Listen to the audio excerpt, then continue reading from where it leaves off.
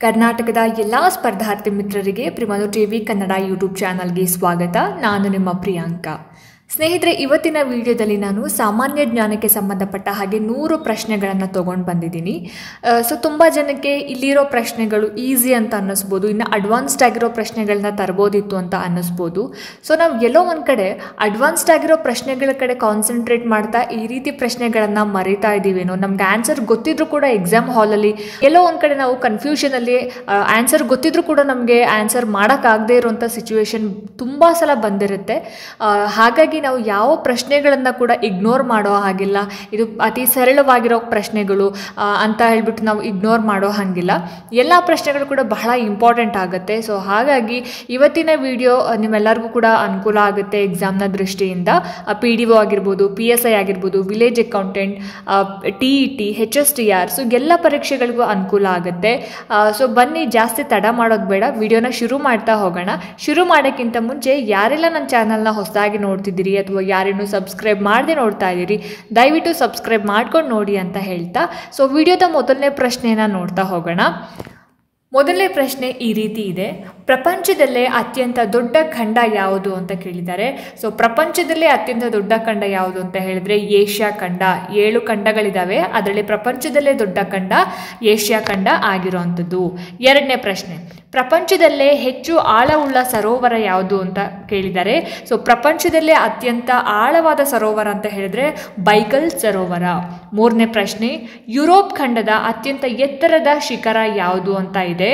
Europe ಖಂಡದ ಅತ್ಯಂತ ಎತ್ತರದ ಶಿಖರ ಎಲ್ಬ್ರುಸ್ ಶಿಖರ ಅಂತಕ್ಕಂಥದ್ದು ಯುರೋಪಿನ ಎತ್ತರದ ಶಿಖರ. ನಾಲ್ಕನೇ ಪ್ರಶ್ನೆ: ಕೇಂದ್ರೀಯ ಭೂಖಂಡ ಎಂದು ಕರೆಯಲ್ಪಡುವ ಖಂಡ ಯಾವುದು. ಕೇಂದ್ರೀಯ ಭೂಖಂಡ ಎಂದು ಕರೆಯಲ್ಪಡುವ ಖಂಡ ಆಫ್ರಿಕಾ ಖಂಡ. ಐದನೇ ಪ್ರಶ್ನೆ: ಆಫ್ರಿಕಾ ಖಂಡದ ಅತಿ ಎತ್ತರವಾದ ಶಿಖರ ಯಾವುದು. ಆಫ್ರಿಕಾ ಖಂಡದ ಅತಿ ಎತ್ತರವಾದ ಶಿಖರ ಕಿಲಿಮಂಜರೋ ಶಿಖರ. ಆರನೇ ಪ್ರಶ್ನೆ: ಅತ್ಯಂತ ಚಿಕ್ಕ ಖಂಡ ಯಾವುದು. ಅತ್ಯಂತ ಚಿಕ್ಕ ಖಂಡ ಆಸ್ಟ್ರೇಲಿಯಾ ಖಂಡ. ಏಳನೇ ಪ್ರಶ್ನೆ: ಭೂಮಿಯ ಒಟ್ಟು ಭೌಗೋಳಿಕ ಕ್ಷೇತ್ರ ಎಷ್ಟಿದೆ. ಸೊ ಭೂಮಿಯ ಒಟ್ಟು ಭೌಗೋಳಿಕ ಕ್ಷೇತ್ರ 510 ದಶಲಕ್ಷ ಚದರ ಕಿಲೋಮೀಟರ್ ಇರೋ ಅಂಥದ್ದು. ಎಂಟನೇ ಪ್ರಶ್ನೆ: 23.5 ಡಿಗ್ರಿ ಉತ್ತರ ಅಕ್ಷಾಂಶವನ್ನು ಡ್ಯಾಶ್ ಎಂದು ಕರೆಯುತ್ತಾರೆ. 23.5 ಡಿಗ್ರಿ ಉತ್ತರ ಅಕ್ಷಾಂಶವನ್ನು ಕರ್ಕಾಟಕ ಸಂಕ್ರಾಂತಿ ವೃತ್ತ ಎಂದು ಕರೆಯುತ್ತಾರೆ. ಒಂಬತ್ತನೇ ಪ್ರಶ್ನೆ: ಭಾರತದ ಆದರ್ಶ ವೇಳೆಯು ರೇಖಾಂಶವನ್ನು ಆಧರಿಸಿದೆ. ಭಾರತದ ಆದರ್ಶ ವೇಳೆ ಡ್ಯಾಶ್ ರೇಖಾಂಶವನ್ನು ಆಧರಿಸಿದೆ ಅಂದರೆ 82.5 ಡಿಗ್ರಿ ಪೂರ್ವ ರೇಖಾಂಶವನ್ನು ಆಧರಿಸಿರುವಂಥದ್ದು. ಹತ್ತನೇ ಪ್ರಶ್ನೆ: ಭೂಖಂಡಗಳ ಮೇಲ್ಪದರವನ್ನು ಡ್ಯಾಶ್ ಎಂದು ಕರೆಯುತ್ತಾರೆ. ಭೂಖಂಡಗಳ ಮೇಲ್ಪದರವನ್ನು ಶಿಲಾಗೋಳ ಅಥವಾ ಸಿಯಾಲ್ ಎಂದು ಕರೆಯುತ್ತಾರೆ. 11ನೇ ಪ್ರಶ್ನೆ: ಕೇಂದ್ರಗೋಳವನ್ನು ಡ್ಯಾಶ್ ಎಂದು ಕರೆಯುತ್ತಾರೆ. ಕೇಂದ್ರಗೋಳವನ್ನು ನಿಫೆ ಅಂತ ಹೇಳಿ ಕರೀತಾರೆ. 12ನೇ ಪ್ರಶ್ನೆ: ವಾಯುಗೋಳ ಅತ್ಯಂತ ಕೆಳಸ್ತರ ಡ್ಯಾಶ್ ಆಗಿದೆ. ವಾಯುಗೋಳದ ಅತ್ಯಂತ ಕೆಳಸ್ತರವನ್ನ ಏನಂತ ಹೇಳಿ ಕರಿತೀವಿ ಅಂದ್ರೆ ಪರಿವರ್ತನಾ ಮಂಡಲ ಅಂತ ಹೇಳಿ ಕರಿತೀವಿ. 13ನೇ ಪ್ರಶ್ನೆ: ವಾಯುವಿನ ಒತ್ತಡವನ್ನು ಅಳೆಯಲು ಬಳಸುವ ಉಪಕರಣ ಯಾವುದು. ವಾಯುವಿನ ಒತ್ತಡವನ್ನು ಅಂದ್ರೆ ಗಾಳಿಯ ಒಂದು ಒತ್ತಡವನ್ನ ಅಳಿಲಿಕ್ಕೆ ಬಳಸ್ತಕ್ಕಂತಹ ಉಪಕರಣ ವಾಯು ಭಾರ ಮಾಪಕ, ಇಂಗ್ಲಿಷ್ನಲ್ಲಿ ಬೋರೋಮೀಟರ್ ಅಂತ ಹೇಳಿ ಕರಿತೀವಿ. 14ನೇ ಪ್ರಶ್ನೆ: ಕರ್ನಾಟಕದ ಕಾಶ್ಮೀರ ಎಂದು ಕರೆಯಲ್ಪಡುವ ಜಿಲ್ಲೆ ಯಾವುದು. ಕರ್ನಾಟಕದ ಕಾಶ್ಮೀರ ಅಂತ ಹೇಳಿ ಕೊಡಗು ಜಿಲ್ಲೆಯನ್ನ ಕರಿತೀವಿ. 15ನೇ ಪ್ರಶ್ನೆ: ಕರ್ನಾಟಕದಲ್ಲಿ ಅತಿ ಹೆಚ್ಚು ಅರಣ್ಯ ಪ್ರದೇಶ ಹೊಂದಿರುವ ಜಿಲ್ಲೆ ಯಾವುದು. ಕರ್ನಾಟಕದಲ್ಲಿ ಅತಿ ಹೆಚ್ಚು ಅರಣ್ಯ ಪ್ರದೇಶ ಹೊಂದಿರುವ ಜಿಲ್ಲೆ ಉತ್ತರ ಕನ್ನಡ. 16ನೇ ಪ್ರಶ್ನೆ: ಕರ್ನಾಟಕದಲ್ಲಿರುವ ರಾಷ್ಟ್ರೀಯ ಉದ್ಯಾನವನಗಳ ಸಂಖ್ಯೆ ಎಷ್ಟು. ಕರ್ನಾಟಕದಲ್ಲಿ 5 ರಾಷ್ಟ್ರೀಯ ಉದ್ಯಾನವನಗಳು ಇರುವಂಥದ್ದು. 17ನೇ ಪ್ರಶ್ನೆ: ರಾಜ್ಯದಲ್ಲೇ ಅತಿ ಹೆಚ್ಚು ಕಾಲುವೆ ನೀರಾವರಿ ಹೊಂದಿರುವ ಜಿಲ್ಲೆ ಯಾವುದು. ರಾಜ್ಯದಲ್ಲಿ ಅತಿ ಹೆಚ್ಚು ಕಾಲುವೆ ನೀರಾವರಿಯನ್ನ ರಾಯಚೂರು ಜಿಲ್ಲೆ ಹೊಂದಿದೆ. 18ನೇ ಪ್ರಶ್ನೆ: ರಾಜ್ಯದಲ್ಲೇ ಬಾಕ್ಸೈಟ್ ಉತ್ಪಾದಿಸುವ ಪ್ರಮುಖ ಜಿಲ್ಲೆ ಯಾವುದು. ರಾಜ್ಯದಲ್ಲಿ ಅತಿ ಹೆಚ್ಚು ಬಾಕ್ಸೈಟ್ ಅನ್ನು ಉತ್ಪಾದಿಸುವ ಜಿಲ್ಲೆ ಬೆಳಗಾವಿ ಜಿಲ್ಲೆ. 19ನೇ ಪ್ರಶ್ನೆ: ಕಪ್ಪತಗುಡ್ಡ ಪ್ರದೇಶವು ಯಾವುದಕ್ಕೆ ಸಂಬಂಧಿಸಿದೆ. ಕಪ್ಪತಗುಡ್ಡ ಪ್ರದೇಶ ಚಿನ್ನದ ಗಣಿಗೆ ಸಂಬಂಧಿಸಿರುವಂಥದ್ದು. 20ನೇ ಪ್ರಶ್ನೆ: ಅಬ್ಬಿ ಜಲಪಾತ ಡ್ಯಾಶ್ ನಗರದ ಸಮೀಪ ಇದೆ. ಅಬ್ಬಿ ಜಲಪಾತ ಇರುವಂಥದ್ದು ಮಡಿಕೇರಿ ನಗರದ ಸಮೀಪ ಇರುವಂಥದ್ದು. 21ನೇ ಪ್ರಶ್ನೆ, ಬಹುಪಯೋಗಿ ಲೋಹ ಯಾವುದು? ಬಹುಪಯೋಗಿ ಲೋಹ ಯಾವುದು ಅಂತ ಹೇಳಿದ್ರೆ ಅಲ್ಯೂಮಿನಿಯಂ ಅನ್ನು ನಾವು ಬಹುಪಯೋಗಗಳಿಗೆ ಬಳಸ್ಕೊಳ್ತೀವಿ. 22ನೇ ಪ್ರಶ್ನೆ, ವಿಶ್ವದಲ್ಲಿ ಅತಿ ಹೆಚ್ಚು ಸಕ್ಕರೆ ಉತ್ಪಾದಿಸುವ ದೇಶ ಯಾವುದು? ವಿಶ್ವದಲ್ಲಿ ಅತಿ ಹೆಚ್ಚು ಸಕ್ಕರೆಯನ್ನು ಉತ್ಪಾದಿಸುವ ದೇಶ ಬ್ರೆಜಿಲ್ ದೇಶ. 23ನೇ ಪ್ರಶ್ನೆ, ಟ್ರಾನ್ಸ್ ಹಿಮಾಲಯದಿಂದ ಯಾವ ನದಿ ಹುಟ್ಟುತ್ತದೆ? ಟ್ರಾನ್ಸ್ ಹಿಮಾಲಯದಿಂದ ಸಿಂಧೂ ನದಿ ಹುಟ್ಟುವಂಥದ್ದು. 24ನೇ ಪ್ರಶ್ನೆ, ಹತ್ತಿ ಕೃಷಿಗೆ ಹೆಚ್ಚು ಸೂಕ್ತವಾದ ಮಣ್ಣು ಯಾವುದು? ಹತ್ತಿ ಕೃಷಿಗೆ ಹೆಚ್ಚು ಸೂಕ್ತವಾದ ಮಣ್ಣು ಕಪ್ಪು ಲಾವಾ ಮಣ್ಣು. ಕಪ್ಪು ಲಾವಾ ಮಣ್ಣನ್ನು ಹತ್ತಿ ಕೃಷಿಗೆ ಬಳಸ್ಕೊಳ್ತೀವಿ. 25ನೇ ಪ್ರಶ್ನೆ, ಭಾರತದಲ್ಲಿ ಲಿಗ್ನೈಟ್ನ ಅತಿ ದೊಡ್ಡ ಉತ್ಪಾದಕ ರಾಜ್ಯ ಯಾವುದು? ಭಾರತದಲ್ಲಿ ಲಿಗ್ನೈಟ್ನ ಅತಿ ದೊಡ್ಡ ಉತ್ಪಾದಕ ರಾಜ್ಯ ತಮಿಳುನಾಡು. 26ನೇ ಪ್ರಶ್ನೆ, ವನ್ಯಜೀವಿಗಳ ಕಲ್ಯಾಣಕ್ಕಾಗಿ ಕಾಯ್ದಿರಿಸಿದ ಪ್ರದೇಶ ಯಾವುದು? ವನ್ಯಜೀವಿಗಳ ಕಲ್ಯಾಣಕ್ಕಾಗಿ ಕಾಯ್ದಿರಿಸಿದ ಪ್ರದೇಶ ರಾಷ್ಟ್ರೀಯ ಉದ್ಯಾನವನ. 27ನೇ ಪ್ರಶ್ನೆ, ವಿಶ್ವದ ಅತಿದೊಡ್ಡ ದ್ವೀಪ ಸಮೂಹ ಯಾವುದು? ವಿಶ್ವದ ಅತಿದೊಡ್ಡ ದ್ವೀಪ ಸಮೂಹ ಇಂಡೋನೇಷ್ಯಾ. 28ನೇ ಪ್ರಶ್ನೆ, ವಿಶ್ವದ ಅತಿದೊಡ್ಡ ಪೆನಿನ್ಸುಲಾ ಯಾವುದು? ವಿಶ್ವದ ಅತಿದೊಡ್ಡ ಪೆನಿನ್ಸುಲಾ ಅರೇಬಿಯಾ. 29ನೇ ಪ್ರಶ್ನೆ, ರೋಹ್ಟಾಂಗ್ ಪಾಸ್ ಎಲ್ಲಿ ಸಂಪರ್ಕಿಸುತ್ತದೆ? ರೋಹ್ಟಾಂಗ್ ಪಾಸ್ ಬಂದು ಮನಾಲಿ ಮತ್ತು ಲೇಹ್ನಲ್ಲಿ ಸಂಪರ್ಕಿಸುತ್ತದೆ. 30ನೇ ಪ್ರಶ್ನೆ, ಬನಿಹಾಲ್ ಪಾಸ್ ಅನ್ನು ಯಾವ ನದಿಗೆ ರಚಿಸಲಾಗಿದೆ? ಬನಿಹಾಲ್ ಪಾಸ್ ಅನ್ನು ಸಿಂಧೂ ನದಿಗೆ ರಚಿಸಲಾಗಿರುವಂಥದ್ದು. 31ನೇ ಪ್ರಶ್ನೆ, ಭಾರತದ ಪೂರ್ವದ ರೇಖಾಂಶ ಯಾವುದು?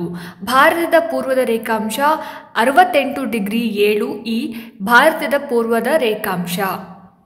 32ನೇ ಪ್ರಶ್ನೆ, ದಕ್ಷಿಣದ ಹಿಮಾಲಯ ಎಂದು ಯಾವುದನ್ನು ಕರೆಯುತ್ತಾರೆ? ದಕ್ಷಿಣದ ಹಿಮಾಲಯ ಎಂದು ಶಿವಾಲಿಕ್ ಅನ್ನು ಕರೆಯುವಂಥದ್ದು. ಸಹ್ಯಾದ್ರಿಯ ಇನ್ನೊಂದು ಹೆಸರೇನು? ಸಹ್ಯಾದ್ರಿಯ ಇನ್ನೊಂದು ಹೆಸರು ಪಶ್ಚಿಮ ಘಟ್ಟಗಳು. 34ನೇ ಪ್ರಶ್ನೆ, ಕೋಲೇರು ಸರೋವರವು ಯಾವ ಸ್ಥಳದಲ್ಲಿದೆ? ಕೋಲೇರು ಸರೋವರ ಆಂಧ್ರ ಪ್ರದೇಶದಲ್ಲಿ ಇರುವಂಥದ್ದು. 35ನೇ ಪ್ರಶ್ನೆ, ಏಷ್ಯಾದ ಅತಿ ದೊಡ್ಡ ಆಳವಿಲ್ಲದ ಸಿಹಿ ನೀರಿನ ಸರೋವರ ಯಾವುದು? ಏಷ್ಯಾದ ಅತಿ ದೊಡ್ಡ ಆಳವಿಲ್ಲದ ಸಿಹಿ ನೀರಿನ ಸರೋವರ ಕೋಲೇರು ಸರೋವರ, AP ಅಂದರೆ ಆಂಧ್ರ ಪ್ರದೇಶದಲ್ಲಿ ಇರುವಂಥದ್ದು. 36ನೇ ಪ್ರಶ್ನೆ, ಮರ್ಮಗೋವಾ ಬಂದರು ಯಾವ ರಾಜ್ಯದಲ್ಲಿದೆ? ಮರ್ಮಗೋವಾ ಬಂದರು ಇರುವಂಥದ್ದು ಗೋವಾ ರಾಜ್ಯದಲ್ಲಿ. 37ನೇ ಪ್ರಶ್ನೆ, ಪೆರಿಯಾರ್ ನದಿ ಯಾವ ರಾಜ್ಯದ ಮೂಲಕ ಹರಿಯುತ್ತದೆ? ಪೆರಿಯಾರ್ ನದಿ ಕೇರಳ ರಾಜ್ಯದ ಮೂಲಕ ಹರಿಯುವಂಥದ್ದು. 38ನೇ ಪ್ರಶ್ನೆ, ಸಾಸ್ತಮಕೋಟ ಸರೋವರವು ಯಾವ ರಾಜ್ಯದಲ್ಲಿದೆ? ಸಾಸ್ತಮಕೋಟ ಸರೋವರ ಇರೋದು ಕೇರಳ ರಾಜ್ಯದಲ್ಲಿ. 39ನೇ ಪ್ರಶ್ನೆ, ಬಾಂಗ್ಲಾದೇಶದಲ್ಲಿ ಗಂಗಾ ನದಿಯನ್ನು ಏನೆಂದು ಕರೆಯಲಾಗುತ್ತದೆ? ಬಾಂಗ್ಲಾದೇಶದಲ್ಲಿ ಗಂಗಾ ನದಿಯನ್ನು ಪದ್ಮ ಅಂತ ಹೇಳಿ ಕರೆಯುವಂಥದ್ದು. 40ನೇ ಪ್ರಶ್ನೆ, ಯಾವ ನದಿಯನ್ನು ನರ್ಮದೆಯ ಹ್ಯಾಂಡ್ಮೇಡ್ ಎಂದು ಕರೆಯಲಾಗುತ್ತದೆ? ಯಾವ ನದಿಯನ್ನು ನರ್ಮದೆಯ ಹ್ಯಾಂಡ್ಮೇಡ್ ಅಂತ ಹೇಳಿ ಕರೀತಾರೆ ಅಂದರೆ ತಪತಿ ನದಿಯನ್ನು ನರ್ಮದೆಯ ಹ್ಯಾಂಡ್ಮೇಡ್ ಅಂತ ಹೇಳಿ ಕರೀತಾರೆ. 41ನೇ ಪ್ರಶ್ನೆ, ಭಾರತದ ಉದ್ದದ ಸರೋವರ ಯಾವುದು? ಭಾರತದ ಉದ್ದದ ಸರೋವರ ಕೇರಳದಲ್ಲಿ ಇರುವಂತಹ ವೆಂಬನಾಡ್ ಸರೋವರ ಭಾರತದ ಅತಿ ಉದ್ದದ ಸರೋವರ. 42ನೇ ಪ್ರಶ್ನೆ, ಮುಂದ್ರಾ ಪವರ್ ಪ್ಲಾಂಟ್ ಎಲ್ಲಿ ನೆಲೆಗೊಂಡಿದೆ? ಮುಂದ್ರಾ ಪವರ್ ಪ್ಲಾಂಟ್ ಕಚ್ ಗುಜರಾತ್ನಲ್ಲಿ ನೆಲೆಗೊಂಡಿರುವಂಥದ್ದು. 43ನೇ ಪ್ರಶ್ನೆ, ಭೂಪೇನ್ ಹಜಾರಿಕಾ ಸೇತುವೆ ಡ್ಯಾಶ್ ಅನ್ನು ಸಂಪರ್ಕಿಸುತ್ತದೆ? ಭೂಪೇನ್ ಹಜಾರಿಕಾ ಸೇತುವೆ ಅಸ್ಸಾಂ ಮತ್ತು ಮೇಘಾಲಯವನ್ನ ಸಂಪರ್ಕಿಸುವಂಥದ್ದು. 44ನೇ ಪ್ರಶ್ನೆ, ಪುಷ್ಪಗಳ ಕಣಿವೆ ರಾಷ್ಟ್ರೀಯ ಉದ್ಯಾನವನ ಯಾವುದು? ಪುಷ್ಪಗಳ ಕಣಿವೆ ರಾಷ್ಟ್ರೀಯ ಉದ್ಯಾನವನ ಉತ್ತರಾಖಂಡ. 45ನೇ ಪ್ರಶ್ನೆ, ಭಾರತದಿಂದ ಒಟ್ಟು ಯುನೆಸ್ಕೋ ಪರಂಪರೆಯ ತಾಣಗಳು ಎಷ್ಟು? ಭಾರತದಿಂದ ಒಟ್ಟು ಯುನೆಸ್ಕೋ ಪರಂಪರೆಯ ತಾಣಗಳು 40. 46ನೇ ಪ್ರಶ್ನೆ, ವಾಳಯಾರ್ ಅಣೆಕಟ್ಟು ಯಾವ ಜಿಲ್ಲೆಯಲ್ಲಿದೆ? ವಾಳಯಾರ್ ಅಣೆಕಟ್ಟು ಪಾಲಕ್ಕಾಡ್ ಜಿಲ್ಲೆಯಲ್ಲಿ ಇರುವಂಥದ್ದು, ಕೇರಳ ರಾಜ್ಯದ ಪಾಲಕ್ಕಾಡ್ ಜಿಲ್ಲೆಯಲ್ಲಿ. 47ನೇ ಪ್ರಶ್ನೆ, ಸೂರ್ಯನಿಂದ ಅತ್ಯಂತ ದೂರದ ಗ್ರಹ ಯಾವುದು? ಸೂರ್ಯನಿಂದ ಅತ್ಯಂತ ದೂರದ ಗ್ರಹ ನೆಪ್ಚೂನ್ ಗ್ರಹ. ಮುಂಚೆ ಪ್ಲೂಟೋ ಗ್ರಹ ಇತ್ತು. ಸೊ ಪ್ಲೂಟೋ ನೆಪ್ಚೂನ್ ಆದ ನಂತರ ಪ್ಲೂಟೋ ಬರುತ್ತೆ. ಪ್ಲೂಟೋ ಗ್ರಹವನ್ನು ತೆಗೆದು ಹಾಕಿರೋದ್ರಿಂದ ಅಂದರೆ ಕನ್ಸಿಡರೇಷನ್ ಮಾಡದೇ ಇರೋದ್ರಿಂದ ನೆಪ್ಚೂನನ್ನು ನಾವು ಸೂರ್ಯನಿಂದ ಅತ್ಯಂತ ದೂರದ ಗ್ರಹ ಅಂತ ಹೇಳ್ತೀವಿ. 48ನೇ ಪ್ರಶ್ನೆ, ಸೂರ್ಯನಿಂದ ಅತ್ಯಂತ ಹತ್ತಿರದ ಗ್ರಹ ಯಾವುದು? ಸೂರ್ಯನಿಂದ ಅತ್ಯಂತ ಹತ್ತಿರದಲ್ಲಿರುವಂತಹ ಗ್ರಹ ಮರ್ಕ್ಯುರಿ. 49ನೇ ಪ್ರಶ್ನೆ, ಚೀನಾದೊಂದಿಗೆ ಅತಿ ಉದ್ದದ ಗಡಿ ಹೊಂದಿದ ರಾಜ್ಯ ಯಾವುದು? ಚೀನಾದೊಂದಿಗೆ ಅತಿ ಉದ್ದದ ಗಡಿ ಹೊಂದಿದ ರಾಜ್ಯ ಅರುಣಾಚಲ ಪ್ರದೇಶ. 50ನೇ ಪ್ರಶ್ನೆ, ಮ್ಯಾಕ್-ಮೋಹನ್ ರೇಖೆಯು ಭಾರತದ ಯಾವ ರಾಜ್ಯದಲ್ಲಿದೆ? ಮ್ಯಾಕ್-ಮೋಹನ್ ರೇಖೆಯು ಭಾರತದ ಅರುಣಾಚಲ ಪ್ರದೇಶ ರಾಜ್ಯದಲ್ಲಿದೆ. 51ನೇ ಪ್ರಶ್ನೆ, ಛತ್ತೀಸ್ಗಢದ ರಚನೆಯ ದಿನಾಂಕ ಯಾವುದು? ಛತ್ತೀಸ್ಗಢವನ್ನ ನವೆಂಬರ್ 1, 2000ರಲ್ಲಿ ರಚನೆ ಮಾಡಿರುವಂಥದ್ದು.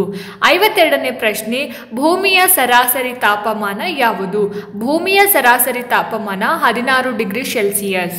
53ನೇ ಪ್ರಶ್ನೆ, ಜಿಮ್ ಕಾರ್ಬೆಟ್ ಎನ್ಪಿಯನ್ನ ಡ್ಯಾಶ್ ರಕ್ಷಿಸಲು ಸ್ಥಾಪಿಸಲಾಯಿತು? ಜಿಮ್ ಕಾರ್ಬೆಟ್ ಎನ್ಪಿಯನ್ನ ಬಂಗಾಳ ಹುಲಿಗಳನ್ನು ರಕ್ಷಿಸೋದಕ್ಕೆ ಸ್ಥಾಪನೆ ಮಾಡಲಾಯಿತು. 54ನೇ ಪ್ರಶ್ನೆ, ಒಂದು ಕೊಂಬಿನ ಗೆಂಡಾಮೃಗಗಳು ಎಲ್ಲಿ ಕಂಡು ಬರುತ್ತವೆ? ಕಾಜಿರಂಗ ಎನ್ಪಿ, ಅಸ್ಸಾಂನಲ್ಲಿ ಈ ಒಂದು ಕೊಂಬಿನ ಗೆಂಡಾಮೃಗಗಳು ಕಂಡು ಬರುವಂಥದ್ದು. ಕಾಜಿರಂಗ ಎನ್ಪಿ ಅಂತಂದ್ರೆ national park. Kaziranga national park ಅಸ್ಸಾಂನಲ್ಲಿ ಕಂಡು ಬರುವಂಥದ್ದು. ಇಲ್ಲಿನೂ ಕೂಡ ಜಿಮ್ ಕಾರ್ಬೆಟ್ ಎನ್ಪಿ ಅಂತ ಹೇಳಿದ್ರೆ ನ್ಯಾಷನಲ್ ಪಾರ್ಕ್ ಅಂತ ಹೇಳಿ ಅರ್ಥ. ನೆಕ್ಸ್ಟ್ 55ನೇ ಪ್ರಶ್ನೆ, ಭಾರತದಲ್ಲಿ ಅತಿ ಹೆಚ್ಚು ಮೈಕಾ ಉತ್ಪಾದಿಸುವ ರಾಜ್ಯ ಯಾವುದು? ಆಂಧ್ರ ಪ್ರದೇಶದಲ್ಲಿ ಅತಿ ಹೆಚ್ಚು ಮೈಕಾವನ್ನ ಉತ್ಪಾದನೆ ಮಾಡ್ತಾರೆ. 56ನೇ ಪ್ರಶ್ನೆ, ಕಾರಕೋರಂ ಶ್ರೇಣಿಯ ಅತಿ ಎತ್ತರದ ಬಿಂದು ಮೌಂಟ್ K2. ಕಾರಕೋರಂ ಶ್ರೇಣಿಯ ಅತಿ ಎತ್ತರದ ಬಿಂದು ಮೌಂಟ್ K2. 57ನೇ ಪ್ರಶ್ನೆ, ಭಾರತದ ಪೂರ್ವ ಭಾಗದಲ್ಲಿರುವ ಪರ್ವತ ಶ್ರೇಣಿಗಳು ಪೂರ್ವಾಂಚಲ್ ಅಂತ ಹೇಳಿ ಕರಿತೀವಿ. ಭಾರತದ ಪೂರ್ವ ಭಾಗದಲ್ಲಿರುವ ಪರ್ವತ ಶ್ರೇಣಿಗಳು ಪೂರ್ವಾಂಚಲ್ ಅಂತ ಹೇಳಿ ಕರೆಯುವಂಥದ್ದು. 58ನೇ ಪ್ರಶ್ನೆ, ನರ್ಮದಾ ನದಿಯ ಇಂದಿರಾ ಸಾಗರ್ ಅಣೆಕಟ್ಟು ಇರುವ ರಾಜ್ಯ ಯಾವುದು? ನರ್ಮದಾ ನದಿಯ ಇಂದಿರಾ ಸಾಗರ್ ಅಣೆಕಟ್ಟು ಇರುವ ರಾಜ್ಯ ಮಧ್ಯಪ್ರದೇಶ. 59ನೇ ಪ್ರಶ್ನೆ, ಚಮೇರಾ ಹೈಡ್ರೋ ಎಲೆಕ್ಟ್ರಿಕ್ ಪ್ರಾಜೆಕ್ಟ್ ನಲ್ಲಿದೆ. ಚಮೇರಾ ಹೈಡ್ರೋ ಎಲೆಕ್ಟ್ರಿಕ್ ಪ್ರಾಜೆಕ್ಟ್ ಎಲ್ಲಿದೆ ಅಂತ ಹೇಳಿದ್ರೆ ಹಿಮಾಚಲ ಪ್ರದೇಶದಲ್ಲಿ ಇರುವಂತದ್ದು. 60ನೇ ಪ್ರಶ್ನೆ, ಯಾವ ಭಾರತೀಯ ರಾಜ್ಯವು ನೇಪಾಳವನ್ನ ಭೂತಾನ್ನಿಂದ ಪ್ರತ್ಯೇಕಿಸುತ್ತದೆ? ಯಾವ ಭಾರತೀಯ ರಾಜ್ಯ ನೇಪಾಳವನ್ನು ಭೂತಾನ್ನಿಂದ ಪ್ರತ್ಯೇಕಿಸುತ್ತದೆ ಅಂದ್ರೆ ಸಿಕ್ಕಿಂ ರಾಜ್ಯ. 61ನೇ ಪ್ರಶ್ನೆ, ಸಂಬಾರ್ ಸರೋವರ ಅತಿ ದೊಡ್ಡ ಉಪ್ಪು ನೀರಿನ ಸರೋವರ ಇದು ಎಲ್ಲಿದೆ ಅಂತ ಇದೆ. ಇದು ರಾಜಸ್ಥಾನದ ಅಜ್ಮೀರ್ನಲ್ಲಿ ಇರುವಂತಹ ಒಂದು ಅತಿ ದೊಡ್ಡ ಉಪ್ಪು ನೀರಿನ ಸರೋವರ. 62ನೇ ಪ್ರಶ್ನೆ, ಸುನೌಲಿ ಗಡಿಯು ಭಾರತ ಮತ್ತು ಡ್ಯಾಶ್ ನಡುವಿನ ಸಾಗಣೆ ಕೇಂದ್ರವಾಗಿದೆ.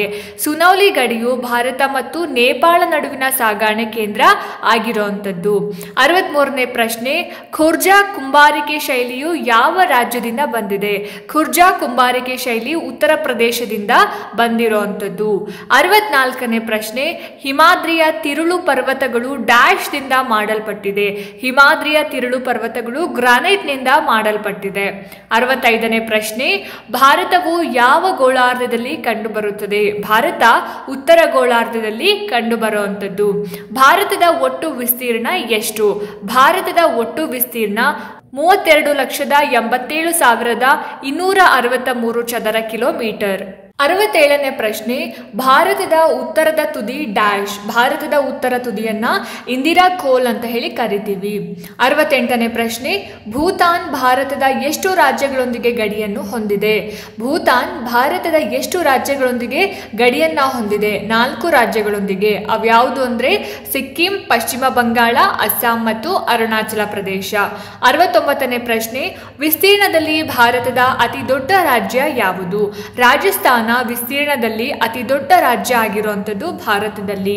70ನೇ ಪ್ರಶ್ನೆ, ಭಾರತದ ಎಷ್ಟು ರಾಜ್ಯಗಳು ಕರಾವಳಿಯ ತೀರವನ್ನ ಹೊಂದಿದೆ? ಭಾರತದ 9 ರಾಜ್ಯಗಳು ಕರಾವಳಿ ತೀರವನ್ನ ಹೊಂದಿರುವಂಥದ್ದು. 71ನೇ ಪ್ರಶ್ನೆ, ಭಾರತದ ಅತಿ ದೊಡ್ಡ ಜಿಲ್ಲೆ ಯಾವುದು? ಭಾರತದ ಅತಿ ದೊಡ್ಡ ಜಿಲ್ಲೆ ಕಚ್. 72ನೇ ಪ್ರಶ್ನೆ, ಭಾರತದ ಅತ್ಯಂತ ದೊಡ್ಡ ಪ್ರಸ್ಥಭೂಮಿ ಯಾವುದು? ಭಾರತದ ಅತ್ಯಂತ ದೊಡ್ಡ ಪ್ರಸ್ಥಭೂಮಿ ದಕ್ಕನ್ ಪ್ರಸ್ಥಭೂಮಿ.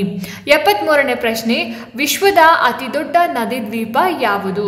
ಮಜೂಲಿ ದ್ವೀಪವನ್ನ ವಿಶ್ವದ ಅತಿ ದೊಡ್ಡ ನದಿ ದ್ವೀಪ ಅಂತ ಹೇಳಿ ಕರಿತೀವಿ.